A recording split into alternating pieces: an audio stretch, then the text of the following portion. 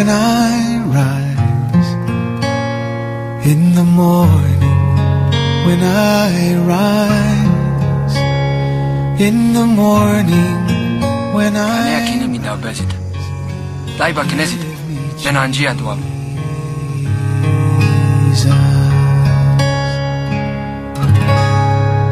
Give me Jesus, give me Jesus. You can have all this world, but give me Jesus.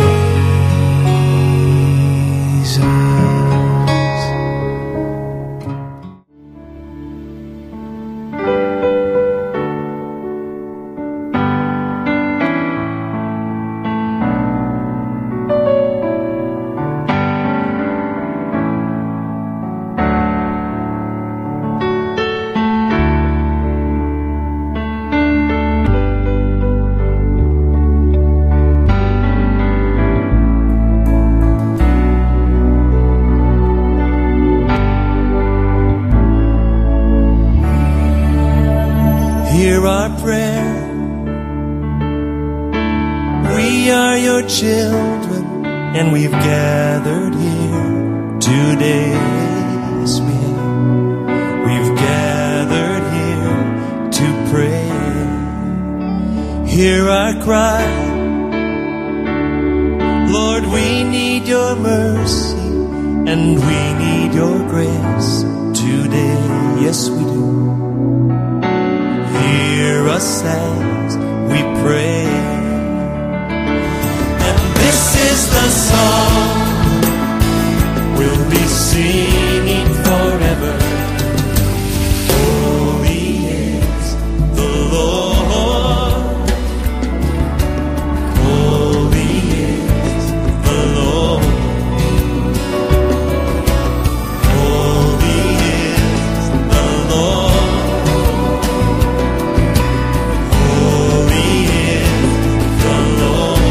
Worship him tonight. Oh, holy is the Lord. Holy is the Lord. Holy is the Lord. Holy is the Lord. Holy is the Lord.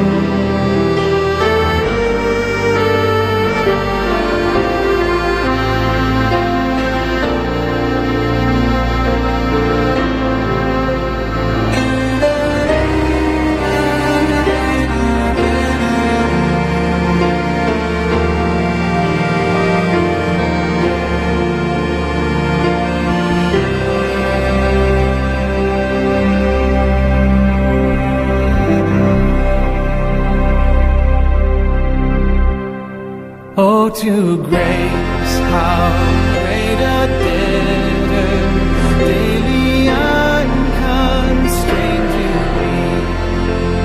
Let thy goodness like a fetter bind my wandering heart to thee. Prone to wander, Lord, I feel it. Prone to leave the God I love. Here's my heart, oh take and seal it for thy courts above. Here's my heart, oh take and seal it for thy courts above. 나라의 가장 큰 문제는 부정과 부패입니다. 상당히 유능하다고 생각되는 정치인들이 부정한 돈을 받고 기소되고 검찰에 소환되는 모습을 우리는 자주자주 보게 됩니다. 지난 12월과 1월에만 하더라도 국회의원 6명이 검찰에 기소되거나 교도소로 들어가고 말았습니다. 우리는 어떻게 유능하고 똑똑한 사람들이 이런 죄에 걸려서 저런 신세가 되나? 아니, 어떻게 저렇게 짧은 시간에 부동산을 사고 팔아서 어떻게 저렇게 차익을 남길 수가 있을까? 어떻게 변칙적으로 저렇게 돈을 버나? 권력과 명예도 가지고 있고 돈까지 가지고 있는 강자가 어떻게 국민을 섬길 수 있을까? 저런 어처구니 없는 실수를 하고 저런 가치관을 가지고 어떻게 각박해지고 소외되어가는 서민들의 마음을 보듬어 안아줄 수 있을까? 이런 의문을 품을 때가 참 많습니다. 슬퍼할 수 있는 능력이 과연 저들에게 있을까? 또 긍휼의 마음을 가지고 있는가? 오늘 성경에 보니까 이 같은 의문에 해답을 제시합니다. 상대적인 박탈감과 상대적으로 다른 사람과 비교해서 내가 빈곤하다라고 느끼고 절망하는 많은 사람들. 오늘 저는 이 세상 속에서 믿음을 지키며 힘겹게 살아가는 사람들에게 말씀이 보증하는 복이라는 제목으로 하나님의 말씀을 전하겠습니다. 자, 왜 유능한 사람들이 쉽게 넘어질까? 그 자리에 오르려면 정말 수십 년 형설지공을 쌓아야 될 사람들인데 수 없는 난관을 뚫고 그 자리에 섰던 사람들이 왜 하루아침에 나락으로 떨어질까? 왜 넘어질까? 정점에서 말이에요. 그런 이유는 무엇일까 하는 것이 오늘 본문의 이야기입니다. 세 가지 생각을 하겠습니다. 첫 번째는 따라하세요. 세상에는 두 가지 지혜가 있기 때문입니다. 여러분, 세상에는 두 가지 지혜가 있기 때문에 그렇습니다. 두 가지 지혜. 자, 하나는 하나님의 지혜고 또 하나는 세상의 지혜입니다. 그런데 이 하나님의 지혜와 세상의 지혜가 대결을 펼치는 것입니다. 그것이 우리가 살고 있는 이 세상입니다. 두 지혜가 세상에서 대결을 하고 있다 하는 것입니다. 지혜라고 해서 다 지혜가 아닙니다. 세속적인 지혜, 성경적인 하나님의 지혜가 있습니다. 여러분, 우리 조금 전에 짐 엘리엇 선교사의 삶과 안수연 의사의 삶을 보았습니다. 저거는 세상적인 지혜로 저렇게 인생을 살아갈 수 없습니다. 자, 여러분, 세상적인 지혜의 특징이 뭘까? 남보다 계산이 엄청 빠릅니다. 머리가 팽팽팽 잘 돌아가니까요, 약삭 빠릅니다. 남보다 유능하죠. 속도가 빨라요. 세상적인 특징이 무엇일까요? 죄에 약하다는 약점입니다. 권력과 인기에 약하다는 약점입니다. 머리는 잘 돌아가지만 죄를 거부할 수 있는 힘이 부족한 거예요. 자, 숨기는 이면이 참 많습니다. 돈을 뿌리치지 못합니다. 눈으로 보이는 지혜고 눈으로 판단하는 것입니다. 통계적인 지혜죠. 절대 지혜가 아니에요. 통계적인 지혜입니다. 욕망을 절제할 수가 없습니다. 결국은 죄의 올무에 걸려버리게 되는 것이죠. 자신도 모르게 절제하지 못하고 망하게 되는 것이고, 이 생명력은 반짝 잠깐인 것입니다. 결국 자신이 하나님의 자리에 앉아가지고 자신이 주인 돼서 다 판단을 하는 것입니다. 얼마나 똑똑한 것 같으나 바보입니다. 자기가 판단하면 고집을 부리는 거예요. 자, 결국은 이 성경이 말하는 세상이 무엇입니까? 이 성경이 말하는 세상이라고 하는 것은, 자, 육신의 정욕과 안목의 정욕과 이생의 자랑입니다.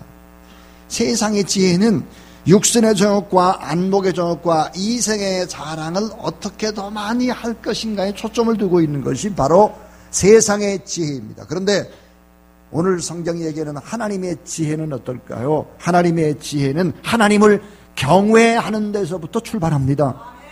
오늘 시편 119편 120절을 보니까 내 육체가 주를 두려워함으로 떨며 내가 또 주의 판단을 두려워하나이다 그랬습니다. 하나님이 다 보고 계시는구나. 하나님이 내 생각도 보고 계시고 내 마음도 다 살피시는구나 에서부터 출발합니다. 그러니까 결국은 하나님의 지혜는 정직할 수밖에 없고 진실할 수밖에 없는 것입니다. 그리고 하나님 앞에서는 아무도 나도 누구도 감출 것이 없구나. 그래서 내 생각도 아시고 내가 표현하지 않는 마음도 아시고 내 과거도 아시고 미래도 모든 것들을 다 아신다. 세상의 지혜와 다르게 숨길 수 없음을 아는 것입니다. 하나님의 지혜는 처음에 세상의 지혜에게 번번이 져버립니다. 계속 져요. 그러나 이 하나님의 지혜의 특징이 무엇일까? 놀랍게도 하나님의 지혜는 어려움을 겪고 말씀의 연단을 받게 되면 하나님의 지혜가 점점 더 커져간다고 하는 것입니다. 힘이 붙어버리는 것입니다. 참 이상하잖아요, 여러분요. 오히려 하나님의 말씀을 붙잡고 연단받고 어려움을 당하게 되어지면은 점점 이 지혜가요 커져가는, 눈덩이처럼 불어가는 것이죠. 하나님의 지혜를 가지고 이 세상을 살아갈 때 이 세상 사람들이 바보 취급을 할 때가 참 많습니다. 저 이상한 사람. 오늘 시편 119편 106절부터 109절이 다 그런 얘기예요. 나의 생명이 위경에 있습니다. 나는 참 어렵습니다. 하나님의 지혜로 인생을 보고 살아갈 때 어려움을 당하는 것입니다. 그런데 야고보 3장 17절부터 18절을 보니까 오직 위로난 지혜는 하나님의 지혜입니다. 하나님의 지혜는 어떻게 되나? 점점점 성결케 되어지고 화평하고 관용하고 양순하고 긍휼하고 선한 열매가 있고 편벽이 없고 거짓이 없고, 그래서 결국은 화평하게 되면서 의의 열매가 점점점 맺혀지게 된다 하는 것입니다. 여러분, 의의 열매라고 하는 것이 무엇입니까? 여러분의 행동하는 하나하나가 다 땅에 떨어지지 않고 다 아름다운 행동의 열매로 맺혀지게 되는 것입니다. 이 세상은 무엇일까요? 하나님의 지혜와 세상 지혜의 대결하는 현장이 바로 이 땅입니다. 계속해서 싸우는 것이죠. 치열한 전투장이기도 합니다. 우리는 그런 것들을 성경에 보니까 참 이해가 너무 많은데, 사울 왕과 다윗을 보면 세상 지혜와 하나님의 지혜를 잘 알 수 있습니다. 사울은 어때요? 처음에 두각을 나타냅니다. 외모가 출중하죠. 처음에는 겸손합니다. 처음에는 많은 사람이 조롱을 해도 보복하지 않습니다. 지도력도 있었죠. 처음에 신실했어요. 세상 지혜의 특징입니다. 처음에 좋은 거예요. 그러나 왕이라는 권자에 앉고는 이게 달라집니다. 왕이 되고 나니까 권모술수를 쓰게 되죠. 왕이 되면 첫 번째 하는 일들이 뭘까? 용병을 두는 것입니다. 자기 주변에 어때요? 믿을 만한 군대를 점점점 확보하게 되는 것이죠. 자기 사람들을 긁어 모으는 거예요. 그리고 자기 주변에서 다 포진을 하는 것입니다. 하나님의 능력을 믿지 않기 때문입니다. 용병의 수를 늘리는 것이고 다윗을 쫓아내는 것입니다. 특별히 여러분, 이 사울 왕이 한 일이 뭐냐? 다윗을 도와줬던 사람들을 하나 둘씩 숙청하는 것이죠. 특히 이 사울의 결정적인 실수가 뭘까? 다윗을 도와줬던 제사장 85명을 죽이는 것입니다. 세상적인 지혜의 특징입니다. 다윗은 어떻습니까? 다윗은 억울한 사람들과 아둘람의 토굴 속에서 하나님 앞에 예배드리며 시작하죠. 사울을 충분히 죽일 수 있지만 죽이지 않습니다. 왜? 기름 부음 받은 왕이기 때문에. 그는 새벽을 깨우는 어둠의 역사 속에 하나님이 함께 하시면 새벽이 가능하다라고 하는 것을 그는 알았고, 결국은 비류들과 함께 다 나고자들, 작은 자들을 모읍니다. 사울이었대. 힘 있는 용병들이나 이런 사람들을 모으는 것과는 전혀 대조적이죠. 그 사회에 덜 떨어지고 소외받은 사람들, 그들이 결국은 한 400명 이상이 아둘람의 토굴 속에 모여드는 것입니다. 그리고 하나님 앞에 기도하고 꿈을 꾸는 것이죠. 결국은 하나님의 지혜가 세상의 지혜를 이기게 되고 하나님 마음에 합한 사람이 되는 것입니다. 여러분, 신약 성경에도 있습니다. 세상적인 지혜, 이 지혜를 가진 사람이 바로 가롯 유다입니다. 유능하죠. 12제자 가운데 제일 똑똑합니다. 계산이 너무 잘해요. 머리가 팽팽 돌아갑니다. 은 30에 결국은 예수 그리스도를 팔아버리죠. 그러나 그 결과는 어땠을까요? 여러분, 예수 그리스도가 십자가에 못 박혀 죽지만 그 죽으심으로 끝나는 것이 아니고 부활하시거든요. 다른 제자들은 어때요? 죽지 않았어요. 가롯 유다만 양심의 가책을 이기지 못해 스스로 목매어 자살을 하고 마는 것입니다. 여러분, 하나님의 지혜와 세상의 지혜를 가진 자들이 극명하게 드러나는 것이 있습니다. 구분되는 것이 있습니다. 그것은 뭘까요? 죽을 때입니다. 이 세상의 지혜를 가진 자는 주로 자살을 하는 것입니다. 가롯 유다가 그렇고 빌라도가 그렇습니다. 여러분, 세상 지혜를 가졌던 사울의 마지막을 보십시오. 자기의 칼로 결국은 자결을 하게 되는 것이죠. 사탄에게 아주 쓰임받은 사람들이죠. 세상의 지혜의 왕이 누굴까요? 사탄이에요. 사탄에게 쓰임받은 것입니다. 속은 거죠. 자, 이렇게 여러분 죽을 때가 되면 명확하게 구분될 뿐만 아니라 사실은 주님의 심판대 앞에 서게 될 때 영원히 천추의 한이 될 일들이 기다리고 있는 것이죠. 사랑하는 여러분, 하나님 앞에 귀히 쓰임받는 하나님의 지혜가 충만한 그런 여러분 되시기를 주의 이름으로 축원합니다. 여러분, 지혜, 그 안에는 모든 지혜와 모든 지식과 모든 보화가 감춰져 있다 그랬습니다. 그러니까 예수 그리스도로 충만한 그런 여러분 되기를 주의 이름으로 축원합니다. 왜 넘어지고 자빠질까? 두 번째입니다. 따라하세요. 두 마음을 품은 신앙 때문입니다. 두 마음을 품은 신앙 때문에 넘어진다는 거예요. 이 말이 뭘까? 따라하세요. 두 마음이 내 속에서 대결합니다. 내 마음속에 두 마음이 있다는 거예요. 시편 119편 110절에 보니까 악이 나를 해하고 올무를 놓았사오나 나는 주의 법도에서 떠나지 아니하나이다 그랬습니다. 하나님의 지혜로 말씀의 잣대를 가지고 정직하게 살아가려고 할 때 어려움을 당한다는 거예요. 끝까지 믿음으로 내가 살아야 되느냐, 아니면 세상과 적당히 좀 타협하면서 인생을 좀 살아야 되느냐, 이 두 개가 늘 싸움인 거예요. 누구 안에서? 내 안에서. 누구 얘기입니까? 우리 얘기고 사도 바울이 얘기했습니다. 두 마음을 품은 자. 시편 119편 113절에 보니까 내가 두 마음을 품은 자를 미워하고 주의 법을 사랑하나이다 그랬습니다. 여러분, 두 마음을 품은 자의 특징이 무엇입니까? 그 사람은 하나님을 믿긴 믿어요. 그런데 어때요? 세상적인 원리를 가지고 살아가는 사람입니다. 그러니까 머리하고 몸통이 다른 거예요. 머리로는 하나님의 법을 잘 알고 있습니다. 그러나 어때요? 우리 몸뚱이는 세상적인 방법, 과거의 죄악의 습관을 따라 살아가는 것이죠. 야고보서 1장 7절에서부터 8절에 이렇게 말합니다. 이런 사람은 무엇인지 주께 얻기를 생각하지 말라. 두 마음을 품어 모든 일에 정함이 없는 자로다 그랬습니다. 여러분, 두 마음을 품은 사람이라고 하는 것이 누구일까요? 끝까지 믿지 못하는 사람이에요. 초지일관, 처음 품은 뜻을 한결같이 꽤 뚫어라 그랬는데 끝까지 믿지 못해요. 중간에 자꾸 의심을 해요. 욕심과 세상의 미련을 버리지 못해요. 현실의 물질이 중요하기 때문에, 물질 때문에 목을 맬 수밖에 없어요. 이런 사람은 뭐라고 말하냐? 바람에 밀려 요동하는 바다 물결 같다 그랬습니다. 이 뜻은 뭐죠? 엄청나게 노력을 하고 엄청나게 힘을 쓰고 연구하고 그렇게 애를 쓰지만 시간이 지나서 보면 바람에 밀려 요동하는 배와 같다 그렇습니다.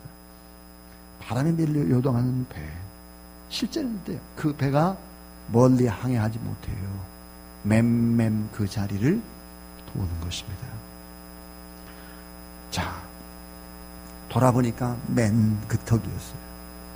30년 전이나 지금이나 다 맨날 그 자리 돌아요. 뱅뱅뱅. 자, 여러분, 이 세상을 살아갈 때 잘 보셔야 합니다. 성경의 얘기를. 성경은 믿음의 길과 불신의 길이 있다 그럽니다. 하나님의 길이 있고 세상의 길이 있다 그럽니다. 그것을 우리는 어떻게 알 수 있습니까? 아브라함의 길과 롯의 길이 있습니다. 이삭의 길도 있고 이스마엘의 길이 있는 것입니다. 또 여러분, 야곱의 길이 있고 에서의 길이 있는 거죠. 다윗의 길이 있고 사울의 길이 있는 것입니다. 우리 이 세상은 그래요. 다 사실은 어때요? 여러분, 아브라함과 이삭과 야곱과 또 다윗 같은 세상의 지혜를 가지고 때로는 넘어지고 자빠지지만 하나님만 의지하며 나가는 두 마음이 아니라 하나님의 한 마음을 가지고 살아가는 그런 여러분 되길 주의 이름으로 축원합니다. 조카 롯처럼 살면 안 되잖아요. 이스마엘처럼 살면 안 되잖아요. 에서처럼 살면 안 되잖아요. 사울처럼 인생의 마지막에 그렇게 처참하면 안 되잖아요. 근데 어때요? 시작은 다 이들이 좋았습니다. 롯이 시작이 좋았고요. 이스마엘이 먼저 출발했고요. 에서가 장자고요. 사울 얼마나 좋았습니까? 처음에는 다 좋아요. 세상적인 것이 다 그래요. 처음에는 눈으로 다 좋습니다. 근데 시간이 지나면 꼬꾸라지는 거예요. 인생의 말년은 더 처참한 거예요. 이것이 바로 세상의 지혜를 가진 자의 두 마음을 품은 자다 하는 것입니다. 이 두 마음을 품은 자는 천국문 입구까지는 와요. 근데 그 안에 들어갈 수 없습니다. 아무리 노력을 해도. 왜 그럴까요? 진정한 축복을 받을 수 없어요. 욕망이라고 하는 끈, 욕심이라는 끈이 세상의 굳건한 그 틀에 매여 있는 거예요. 더 못 가요, 더 이상. 배를 부두에 대놓고 닷을 내리고 밧줄을 묶어놓고 열심히 노를 저어도 그 반경 안에서 저을 수밖에 없는 거죠. 못 나가는 거예요. 근데 오늘 시편 119편 111절부터 112절에 이렇게 말씀하세요. 따라하세요. 주의 증거로 내가 영원히 기업을 삼았사오니. 그 다음에 이렇게 되어요. 이는 내 마음의 즐거움이 됨이니이다. 내가 주의 율례를 끝까지 지키려고 내 마음을 기울였나이다 그랬습니다. 하나님의 말씀을 기업으로 삼고 오직 한 마음으로 주님을 섬겨가는 그런 여러분 될 수 있기를 주의 이름으로 축원합니다. 자, 지금까지 말씀이 보증하는 축복에 관한 이야기. 왜 사람들이 넘어지고 자빠지냐? 그 참 지식도 많고 참 돈도 많고 똑똑하고 잘난 사람들이 왜 그렇게 꼬꾸라지냐 이거예요. 그것은 세상에는 두 가지 지혜가 대결을 하고 있다. 두 가지 지혜. 세상적인 지혜나 하나님의 지혜냐 이거예요. 또 하나는 두 마음을 품은 신앙이 내 속에서 대결을 하고 있다. 자, 여러분, 그렇다면 이제 말씀을 품고 하나님의 뜻을 따라서 살아가려고 할 때 나타나는 결과가 뭘까? 그 마지막은 따라하세요. 말씀이 보증하는 복. 이 말씀이 보증하는 복이 뭘까? 하나님이 보증해 주겠다 이 말이에요. 다음 같은 축복을 보증해 준다. 참신앙으로 하나님의 지혜를 가지고 세상을 살 때 하나님이 보증해 주시는 복이 있다고 오늘 본문은 분명히 얘기합니다. 오늘 122절에 보니까 주의 종을 보증하사 복을 얻게 하시고 교만한 자가 나를 압박하지 못하게 하소서 그랬습니다. 여러분, 하나님의 말씀을 붙잡고 살아갈 때 하나님이 보증하는 이런 복이 오늘 본문에 보니까 네 가지가 나오고 있습니다. 여러분, 이 네 가지의 복을 다 받는 그런 여러분 되길 주의 이름으로 축원합니다. 하나가 뭘까? 위기 중에 소망을 갖게 하는 복입니다. 위기 중에 하나님이 여러분에게 소망을 주는 사실을 믿으시길 바랍니다. 그 다음 또 하나는 역경 중에도 감사와 찬양을 계속할 수 있는 복. 역경은 역경인데 어려움은 있는데 계속해서 감사와 찬양을 할 수 있도록 하는 복이다 그랬어요. 시편 119편 108절에 보니까 내 입에 낙헌제를 받으시고 그랬습니다. 이 낙헌제는 하나님께 드리는 감사와 찬송이죠. 그 다음에 따라하세요. 최고의 유산을 물려주는 복. 여러분 왜 이렇게 열심히 일을 합니까? 그럼 최고의 유산을 남기고 자녀들에게 뭔가를 물려주고 이렇게 하려고 여러분 우리가 힘쓰고 애쓰는 거 아니겠습니까? 여기 보니까 최고의 유산을 물려주겠다는 거예요. 주의 증거로 내가 영원한 기업을 삼았사오니, 말씀이 기업이고 자녀가 기업이고 교회가 기업이고 오늘 하나님 앞에 예배드리는 여러분 자신 자체가 하나님의 기업이라는 사실을 믿으시기 바랍니다. 하나님의 기업, 최고의 유산을 자녀들에게 남겨준다 이거예요. 이게 하나님이 보증하는 거예요. 그 다음 여러분 따라하세요. 의의 열매가 가득한 복. 의의 열매가 가득한 복이다. 서두에서 말씀드렸습니다마는 여러분의 행동이, 여러분의 삶이 하나도 땅에 떨어지지 않는다. 그것은 어때요? 다 주변의 사람들에게 아름다운 열매가 된다는 거예요. 영향력을 끼치는 큰 사람이 되는 것입니다. 여러분보다는 여러분의 자녀가 훨씬 더 잘 될 것입니다. 왜냐하면 믿음의 유산을 그들이 더 받기 때문이고, 여러분이 의의 열매가 가득해서 여러분의 모습을 보고 우리 엄마는 참 위대하신 분이고 우리 아빠는 정말 어떻게 저렇게 인생을 살아가나.